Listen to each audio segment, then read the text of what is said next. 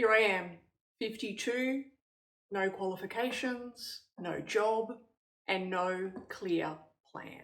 And I've been asking myself, what now? And maybe this is something you are asking yourself too.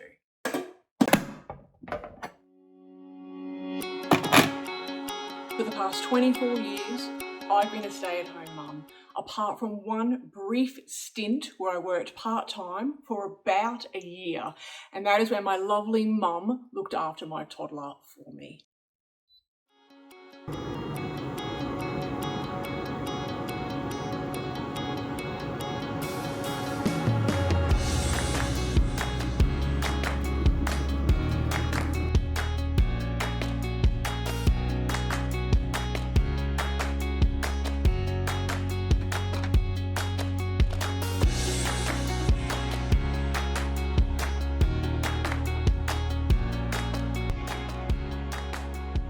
And not only have I been a stay-at-home mum, I've homeschooled all three of my children all the way through their schooling years.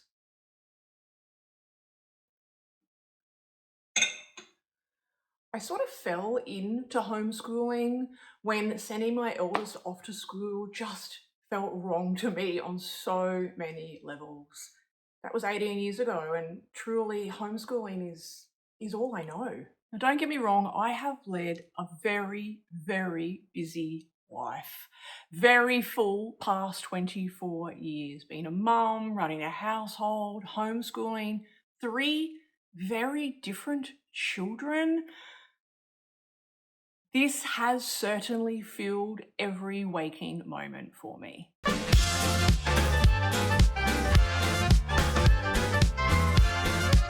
I have also been a very active contributor in our local homeschool community. I ran events, wrote blogs, spoken at online summits. I've organised camps, meetups, school excursions, small group events that are run kind of like little mini school learning sessions for local homeschoolers and their families. You name it, when it comes to homeschooling, I've pretty much done it all. And I have well and truly kept myself immensely busy doing all of that. But I'd be lying if I said that these past 24 years have gone off without a hitch. I knew at some point this stage would come where I'd be standing here with wonderful memories and treasured childhoods, but not a lot of options for me.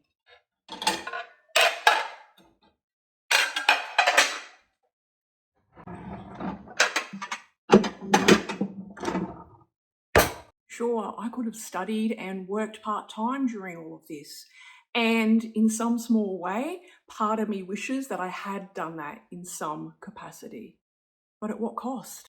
My kids, their childhood, their homeschool. It was my priority. That was my full-time job. This was my decision to make, and I own that. And I'm actually really very proud of it. But I can be proud of the accomplishments I've made as a mother and in our homeschooling. At the same time, acknowledge the lack of time that I have spent pouring into myself over these years.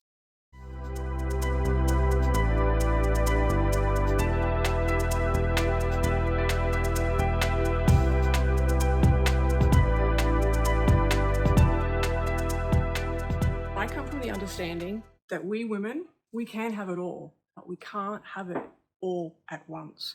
We need to make choices. We need to make sacrifices. And for me, my choice, my sacrifice was my children. I am most certainly not dissing on anyone for making a different choice, or those of you that didn't even have the option to make a choice.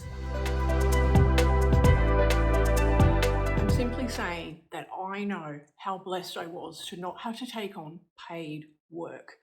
Don't get me wrong, we made an immense amount of sacrifices over the years to give our children that blessed childhood that they experienced. But this didn't come with some level of fallout for me. Of course, there's the shame and guilt of not being a contributing adult in the household. Now, I know that rationally that is a really silly way to look at things because I've certainly contributed my fair share. Let's be honest here.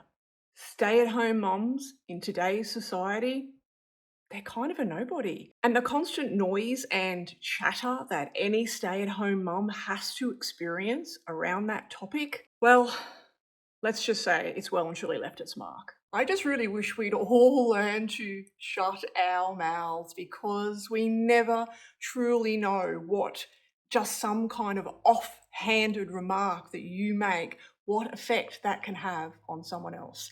And yes, I'm still very much working on getting that one right as well. What on earth do you do all day? That is the classic question that all of those strangers want to know. But you know what?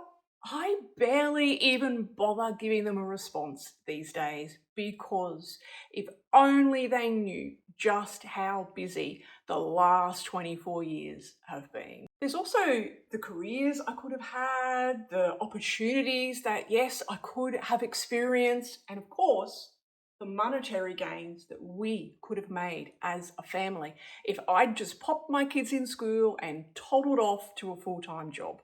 Over the years, there have been many ideas that I've had, many directions that I felt that I could have taken, degrees I could start, jobs I could try out, but nothing ever truly grabbed me with two hands and said, this is it. This is it, Kylie. This is the thing that you need to be doing once your kids are grown up and finished school. And so I remained on the path. I continued to be an active member of our homeschool community. And I think, at least for the foreseeable future, this is the path that I'm going to remain on. It's something I believe in, something that I'm passionate about, and now that I'm coming up to 20 years of experience in homeschooling, I feel that it's my turn to pass on just some of what I've learned to those who are coming up behind me. And so for now, my plan is to build myself just something little in the education homeschool space. Enjoy the ride, learn all I can about starting a small home-based business, especially a small online digital business. And the hope is that that will turn into at least something small for me, all the while I'm giving back to the community that has been so wonderful to us over the years. I'm thinking that it's going to start with a small range of educational printables on a website. Now, I certainly don't have all the answers. In fact, I don't think I have any, but do we really need them? I think this is just the start of a brand new chapter, a brand new unfolding, a new learning experience, a whole new adventure for this midlife girl. I'd love to hear what you're thinking about, what crossroads you might be on, because in these moments, we often feel really alone, but I actually don't think that we are. I think there's many of us out there all in a very similar situation. So let me know. I really want to hear from you. And I do plan on sharing more of this part of my journey with you. This 50-something girl with no qualifications going forth and trying to create some monetary income for herself here at home with just my laptop. So stay tuned for more of that and come along with me for the ride.